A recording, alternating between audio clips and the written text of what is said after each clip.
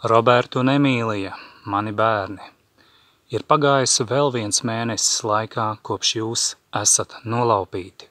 5. gadu. Tas sākās Covid afēras laikā, kad miljoniem cilvēku pasaulē, kā tādi vergi un idioti, lupatas uz seju, bija uzstiepuši un vergu lupatās staigāja. Jūsu tētis elpoja brīvi. Par to vērsās pret jūsu tēti izdzimteņu varas, tās pašas, kas tēlo valsti arī Latvijā. Šīs izdzimteņu varas saucās valsts policija, pašvaldības policija, prokuratūra, bāriņtiesa, sociālie dienesti, tieslietu ministrija, veselības ministrija un tā joprojām. Viņu ir daudz, kā teica jūsu mammas, Kristīnes, Ruģeles, tagad Kārkliņas, māsa Ilze Ruģele, kas strādā Jūrmalas tiesā, kur teica, ka viņu esot daudz, kas vēršas pret mani, tādēļ es, jūsu tētis, neko nepanākšot.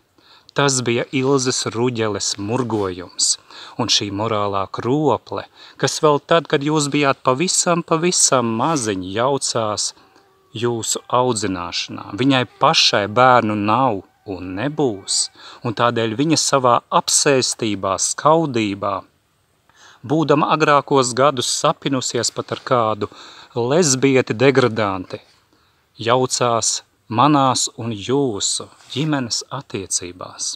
Viņa jums centās uzstiept savu planšeti, piemēram, Robertam, tad, kad viņš vēl bija maziņš, manipulēdam ar viņu, lai tādā veidā varētu stāstīt savus kapeņu stāstiņus jūsu mammai Kristīnai, tad, kad viņai darbā, Ilzei Ruģelei, klājās grūti, kad viņu nesaprata citi, kad viņa solīja savus darba kolēģus spridzināt. Jā, ir sarakstes, kuras man ir atklātas un kuras ir piefiksētas vēsturē. Un šī pati morālā kropla Ilze Ruģele, tajā laikā, kad Roberts vēl bija pavisam maziņš, bet to Emīlija vēl šo sauli nebija ieraudzījusi, viņa bija panākusi tādu ietekmi uz jūsu māmu, ka jūsu māma man kādā reizē atklāti sacīja, lai palīdzot viņai tikt vaļā no Ilzes savas māsas kaitīgās, uzbāzīgās ietekmes, un tad es sazinoties ar kādu savu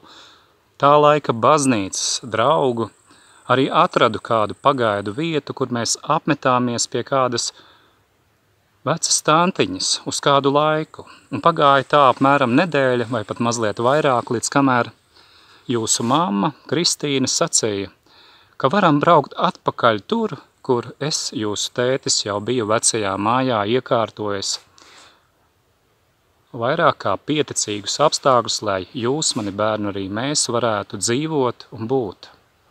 Un kad mēs tur atpakaļ devāmies, tad pirmajā brīdī likās, ka jā, beidzot ir vismaz kāds miers un nenotiek jaukšanās. Taču tik līdz atkal bija nākamā iespēja šai maitai kaitēt, tā viņa uzbāzās.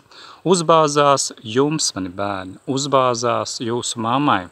Un savukārt tad, kad es jūsu tētis pateicu stop, pie kārtējās sarkanās līnijas, kuru nedrīkst pārkāpt, kur nedrīkst jaukties jūsu dzīvē, šī morālā krople Ilze Ruģele pateica, ka viņi ir arī manas māsas bērni, tāpēc it kā viņa drīkstot jaukties jūsu dzīvē. Šī tiešām morālā krople nesaprot, ko viņa saka. Viņa ar to atzīst, ka viņa ir tāda maita, kurai ir tiesības postīt citu cilvēku dzīvi, dominēt, uzbāzties, kā to dara varmākas. Un kāpēc es šoreiz stāstu par viņu? Tāpēc, lai jūs, mani bērni, zinātu to, ka tieši viņa Covid afēras laikā uzrakstīja savus pekstiņus apmēram 15 lapas pušu garumā Jūrmalas tiesai, tai pašai, kurā viņa pati strādā, lai apsūdzētu mani, cilvēku, kas nelieto vergu lupatu uz sejas. Jūsu mamma, lai jums, mani bērni, ir zināms, ir bijusi daudzu gadu garumā, kā es to esmu novērojusi, visai gļēva. Es viņai to nepārmetu. Es šo jums stāstu, mani bērni, kā faktus, kurus ir iespējams pierādīt un ko esmu jau pierādījis arī agrāk, kad jums stāstīju konkrētus notikumus, piemēram tādus, kur jūsu māma, mani bērni, pateica, ka viņa darīja visu, ko viņai lika institūcijas, tās pašas noziedznieku institūcijas, kas tēlo Latvijas valstī. Jā, tā nu lūk, mēs esam šādā realitātē, kur jūs, mani bērni, atrodaties no manis noslēptā vietā, bet es jūsu tētis gadiem jūs meklēju. Vai jūs saprotiet, bērni, kādā mēs dzīvojam valstī, ja šāda cietsirdība ir aizgājusi, aizvedusi tik tālu šos te zombijus, kas ir pie valsts varas, un arī šos te morālos kropļus, kas viņiem izkalpojas tādi kā Ilze Ruģele, un diemžēl arī jūsu māte, tad kāds tiesiskums ir iespējams? Kāda taisnība ir iespējama tur, kur valda šādi te zombiju likumi? Šeit nav ne valsts, ne likumības, ne taisnības.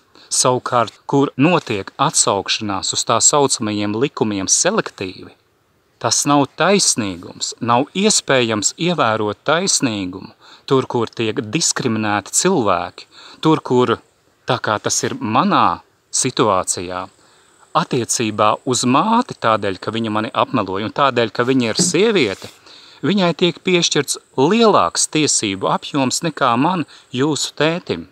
Es, protams, zinu, Latvijā ir arī citi stāsti, kur tādi morālie kropļi, kur ir arī vīrieši, protams, kur ir pakļaujušies tai pašai Covid sektantu varai, tai pašai uzpurņu sektas varai un darīja to, ko viņiem lika izdzimtaņu morālo kropļu varas, ka viņiem arī dzen ir piešķirta līdzīgi kā jūsu mātei vairāk iespēju, vairāk tiesību.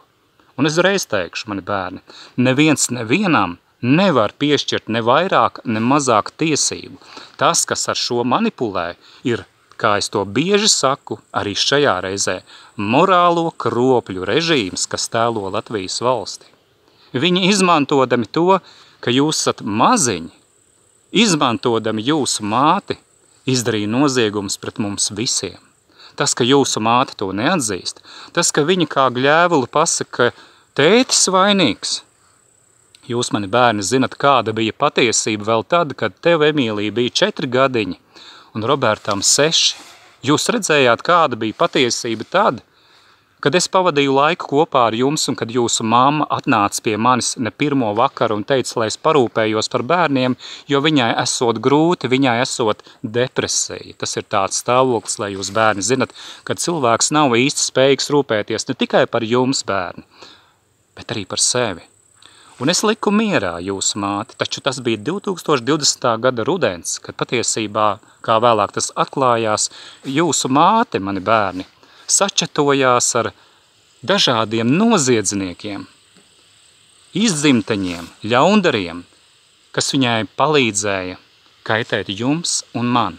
Un tagad pajautāšu jums, mani bērni, pēc šiem gadiem, kad mēs neesam redzējušies, kad mēs neesam pat lāgā parunājušies, kad arī šī iespēja mums ir liekta, vai jūs savā sirdī jūtat kādu netaisnību, kādu cietsirdību un ļaunumu ir paveikuši šie, kas citkārt jūsu acu priekšā iespējams smaida, runā ļoti pieklājīgos, izmeklētos vārdos, bet sevī īstenībā nes žulti. Kas to pierāda? To pierāda tas, ka viņi kaitēja jums, slāpēja jūsu sirdsapziņu, jūsu gribu, jūsu centienus doties mājās, tad, kad vēl es dzīvoju Jūrmalā un kad mums bija kopēja dzīves vieta. Jums neļāva doties mājās, kā to liecina Emīlija, arī tavi ieraksti un Roberta ieraksti kopā ar mani tajā laikā, kad es jūs atradu paspārnē, tādā vietā, kur jūs turēja kā cietumā Jūrmalas pusē. Un arī šie cilvēki, kas ir šīs organizācijas, tā saucamie pārstāvi, viņi ko dara? Cits pēc cita izvairās no atbildības. Nomet klausuli, nobloķē mani, izvēlās neredzēt, nedzirdēt. Viņi pildīja politiku, tā laika Covid sektas politiku, kas cilvēkiem uzspieda uzpurņus, testus, Covid, šļuru, šo morālo kropļu šļuru, ar ko eksperimentēju, diemžēl, arī ar jums, mani bērni, pakluso. Es atgādināšu to, mani bērni, lai jūs zinat šo vēsturi, kuru neviens nespēs pārrakstīt, jo es esmu par to teicis daudzkārt, un tas paliks arī jūsu sirdsapziņā, ja vien jūs šo sadzirdēsiet, ka jūsu māte pakluso izmantoja slepenu dakteri Jūrmalā, lai nošpricētu jūs. Izmantojot to, ka jūs esat bezpalīdzīgā, neaizsargātā stāvoklī dēļ sava vecuma un nespējīgi tolaik paši izzināt, kas tas ir, ko jums ievada un ko jums patiesībā uzspieda. Es jūsu tētis vērsos pret šādu praksi, pret tādu praksi, kur eksperimentē ar cilvēkiem. Neviens nav tiesīgs eksperimentēt ar otra cilvēka dzīvību, veselību, taču šo darīja šīs te Covid sektas izdzimteņi, kurā piedalījās arī jūsu mamma, un viņa ir atbildīga par to, ko viņa nodarīja jums. Es jūsu tētis sargāju jūs, bet es nekad dzīvē nevarēju tolaik vēl iedomāties, kad dzīvoju kopā ar jūsu māmu un jums, ka man kādreiz būs jāsargā jūs arī no jūsu mātes. Un tā nu ir sanācis, ka šie te morālie kropļi un meļi izdarīja tā, lai mani padarītu par vainīgu. Tas ir kā, ja mani apsūdzēja tajā, ka es elpoju brīvi, tad padomājiet, mani bērni. Par ko īsti mani apsūdzēja? Par to, ka es esmu cilvēks, par to, ka mēs esam cilvēki un ka mēs neļaujam sev uzspiest kaut kādu nolādētās uzpurņu sektas prasību. Kas tad tie bija par cilvēkiem, kas staigāja uzpurņos, vergu lupatās uz sejas? Tie taču ir debīli. Tas ir pierādāmi, tas nav normāli, ka cilvēki lupatās staigā sev iestāstīšu propagandu, ka tas viņus sargā no kaut kāda vīrusa. Tad jautājums, kā es cilvēks, kas nestaigāja vergu lupatā, tā arī nesaslima nereizi, nevienu neaplipināja. Viņi paši pat rakņājās savos tur dienestu arhīvos, lai uzietu, kur ir kāds pierādījums, kā es esmu ar to, ka elpoju brīvi, kaitējis kādam cilvēkam, un, protams, ka viņi neko neuzgāja. Tā, nu viņi slapstījās pa kaktiem un urķējās, meklēja, kā tādas raganu medības izsludinājuši, ko tik varētu uziet sliktu par mani, taču viņi neuzgāja. Viņi mēģināja mani provocēt, safabricēja lietu pēc lietas un centās pateikt, ka es no kaut kādām tur varām slēpjoties. Es jums pateikšu, mani bērni, kā tas praksē notiek. Vazāņķu busiņi vazājās man pakaļ, un kad es pienāku viņiem klāt, bieži vien ir tā, ka viņi laižās lapās. Es pieļauju, ka tur ir cilvēki, kas tomēr ir ieklausījušies vismaz kādā no maniem vēstījumiem, kur es stāstu, kas patiesībā ir noticis. Un varbūt viņi saprot, ka viņi var piedalīties tādā veidā arī paši noziegumā pret jums, pret mani, pret cilvēci. Jo daudz taču ir šo cietušo, kas nepakļāvās arī šai pašai Covid sektantu varai tieši tāpat kā es jūsu tētis. Un viņi nekurš katrs par to runā atklāti. Taču tie, kas ir runājuši, daudzi no viņiem pēc tam piedzīvo sankcijas. Viņus vajā šīs pašas izdzimteņu varas, kas tēlo valsti. Un tagad es jums pajautāšu, mani bērni, vēl kādu jautājumu. Pajautājiet arī paši sev to. Kā jūs jūtaties šādā pasaulē, kur esat starp cilvēkiem un necilvēkiem? Cilvēki ir tie, kas ciena jebkura otra cilvēka izvēles brīvību, jūtu sevi un arī otra cilvēka sirdsapziņu. To mīl kā sevi pašu. Savukārt necilvēki.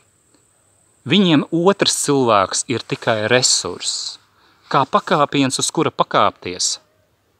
Tie tiešām ir ļaundari, kas citkārt mūsu priekšā liekuļo un smaida savu nolādēto amerikānisko smaidu. Šie gļēvuļu maitas, kas ir iemācīti runāt pareizajos vārdos, kas citkārt pēc tam, kad paši ir piedalījušies noziegumos un kādam cilvēkam savu darbību rezultātā ir laupījuši veselību vai dzīvību, liekulīgi saka, izsaku līdzjūtību. Tā saka bieži vien un visbiežāk tieši morālie kropļi, kuriem nesāp sirds par to, ko viņi ir darījuši otram cilvēkam, bet kuri etiķetes pēc pasaka šos te vārdus un es šos vien, lai izskatītos skaisti, ķeksīši pēc. Viņi ir ļauni, un viņi to paši neatzīs. Taču es jūsu tētis esmu to daudzkārt apliecinājis, liecinot par darbiem, ko viņi darīja. Es vēlreiz pieminēšu to, Emīlija, ko jau sacīju šajā vēstījumā, ka es atceros vēl kā šo dienu, to notikumu, to reizi 2020. gada decembra beigās, kad es jūs biju atradis un gribēju jūs vest mājās, bet man pateica, ka jūs, lai nevedot pagaidā mājās, kamēr nav saskaņoti kādi tur dokumenti. Un es tolaik vēl būdams naivs un labticīgs, devu laiku iestādēm sakārtot šos dokumentus, taču bija tā saucamais Ziemassvētku laiks, kādēļ tas viss tik ātri nesakārtojās. Un es gaidīju, un ko es sagaidīju? Ka īsti jūs uz mājām tā arī nelaida. Taču arī pat tajās dienās, kad jūs uz kādām stundām atbraucāt pie manis, jūs atceraties, bērni, vienu no tādām reizēm, tas bija vēlu vakarā, kad jūsu māte kopā ar jums apmēram ap 10:30 ieradās un ar tādu ļaunu smaidu, pirmais teikums, ko viņa man teica, bērniem rīt jābrauc testēties. Un tāpēc viņi ir atbraukuši mājās. Es jums uzdošu jautājumu. Kādā sakarā jūsu mamma, kura pirms tam bija vairāk kā 10 dienas, jūs slēpusi no manis tajā laikā un neveda mājās, nedeva ziņas par jums, kas notiek patiesībā, pēkšņi ierodās mājās un saka, ka darīs šo, kur viņa skaidri zināja, ka es jūsu tētis pateikšu stop, nekādiem eksperimentiem es savus bērnus nepakļaušu. Es arī jūs sargāju, un jūs zinat, kas bija tajā reizē? Nākamajā rītā jūsu māte pakluso, kamēr jūs gulējāt, aizslapstījās projām. Pirms tam ar mani viņai bija neilga saruna, kur es ierakstīju.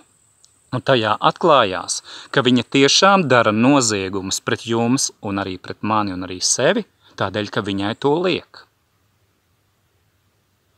Jā, viņa to darīja. Un pēc tam tajā pašā rītā, kad jūs vēl nebijāt pamodušies, ap 7:00 no rīta, visādi vazāņķi no valsts policijas, morāli kropļi no Jūrmalas, tiešām vazāņķi, atvazājās līdz durvīm un prasījās iekšā. Kādā sakarā viņi jaucās mūsu dzīvē? Tādēļ, ka es elpoju brīvi, tas ir noziegums, ka cilvēks ir piedzimis tāds, kādu Dievs mūs katru ir radījis, ar tiesībām būt un elpot, un tad notika šī lūk vēršanās pret cilvēku, tajā gadījumā pret mani un arī pret jums. Lūk tādā valstī, ko es bieži vien pielīdzinu ar miskastei, mēs dzīvojam, jo tā patiešām ir miskaste, kuru būtu jāizgāž, lai tā nesmird, nebojā gaisu un cilvēku dzīvi. Taču nav jau kas to izgāž, ko es ar to domāju. Nav tik daudz to cilvēku, kas ir spējīgi runāt patiesību un kas ir spējīgi morālo kropļu varu, tautas valodā runājot, pasūtīt dirst. Ja runājam precīzāk, tad tie ir tādi cilvēki, kas ir spējīgi arī fiziskā līmenī tikt ar viņiem galā, un es esmu jūsu tētis spējīgs. Tāpēc šie salašņas, vazāņķi no manis raustās. Es gan atsevišķiem tiem morāliem kropļiem dažkārt pats eju ar kādu nelielu līkumu, jo man nav nekāda motīva šiem kropļiem kaut ko skaidrot un ieskaidrot.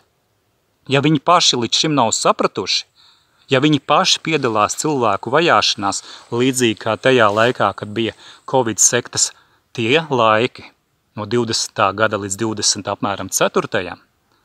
tad es jums pateikšu, mani bērni, viņiem nekas nenāks talkā, viņiem nekas nepalīdzēs, ja viņi nemeklē patiesību, ja viņi nedzird un nejūt savu sirdsapziņu, viņi nesajutīs arī otra cilvēka sirdsapziņu. Patiesība ir ar to cilvēku un tiem cilvēkiem, kas to meklē, kas uzdod jautājumus un neaprobežojas ar sasniegto. Mēs nevaram izzināt visu patiesību, bet mēs varam pielikt visas savas sirdsapziņas pūles, lai uzdotu jautājumus, un cik tālu Dievs mums katram to ir devis, godīgi arī pieņemt patiesību, lai kāda tā ir un būtu. Cik tad ir šādu cilvēku? Jūs to, mani bērni, augot lielāki, pamanīsiet paši, ka ļoti daudz ir liekuļu, Ļoti daudz ir tādu, kas pielien, kas glaimo un kas būtībā cenšas citus izmantot saviem mērķiem. Es jūsu tētis neesmu ļāvis ne sevi, ne arī jūs izmantot kādiem maitām saviem mērķiem, taču šo maitu ir daudz. Maitas ir tie, lai jūs mani bērni zinat, kas tīši kaitē cilvēkiem un tai pašā laikā smaida mūsu sejā un saka, ka ir darījuši labāko. Tādu tiešām ir daudz, no tādiem uzmanieties. Un ja jūs gribat mani bērni atpazīt cilvēkus no necilvēkiem, mācieties domāt ar savu galvu katru dienu un uzdot jautājumus.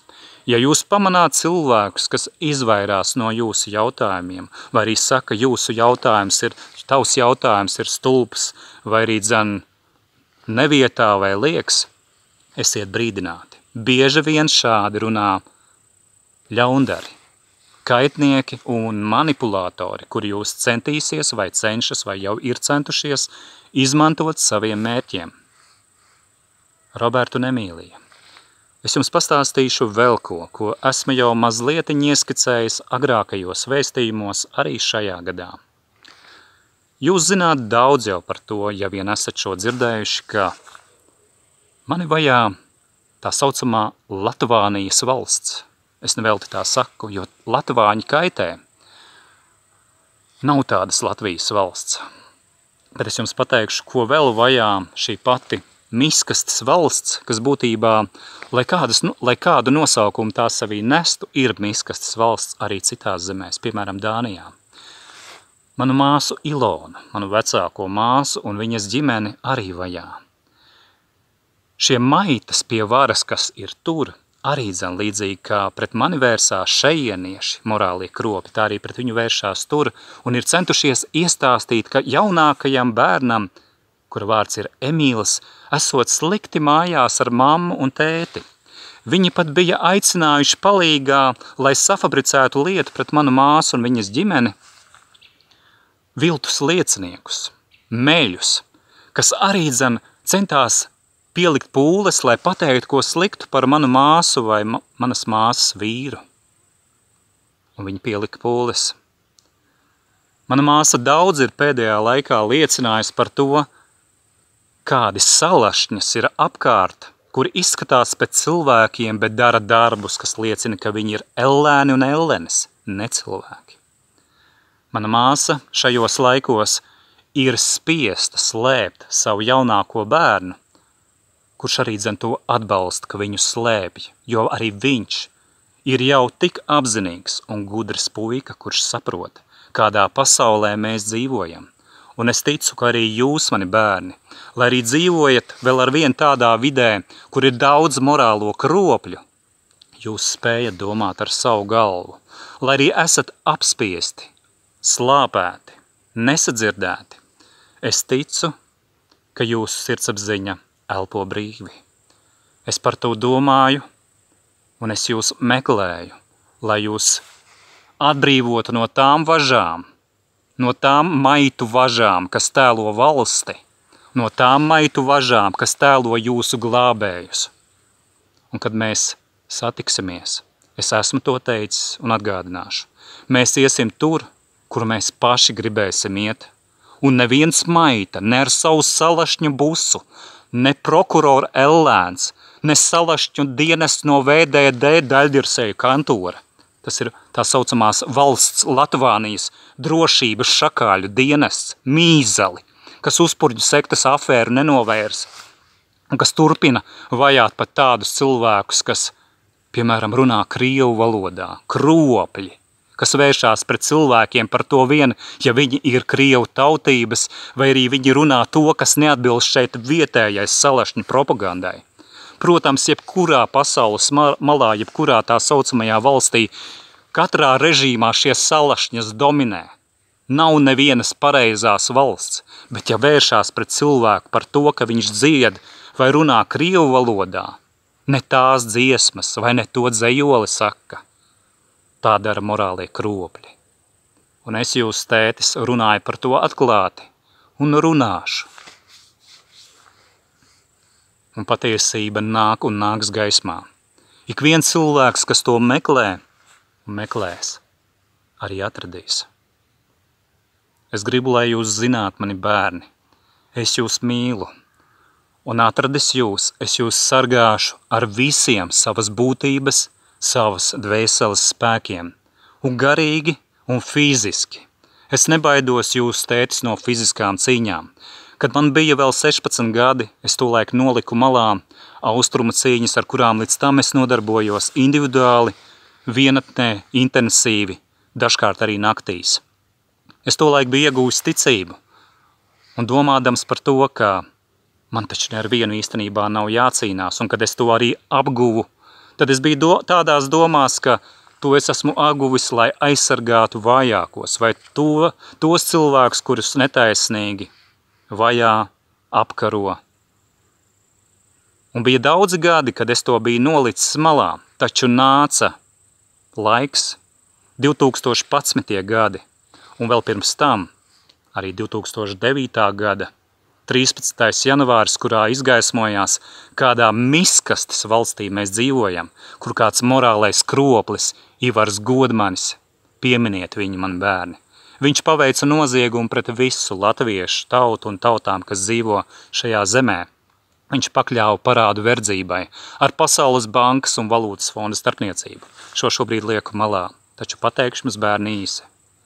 Jo vairāk jautājums jūs uzdosiet, jo tuvāk jūs būsiet patiesībai, un no patiesības nebaidieties. Ejiet katrs droši savu ceļu un dariet saskaņā ar savu sirdsapziņu. Es jūsu tētis mīlu jūs, un domās esmu ar jums. Jūs to zināt. Jūsu sirds to sajutīs.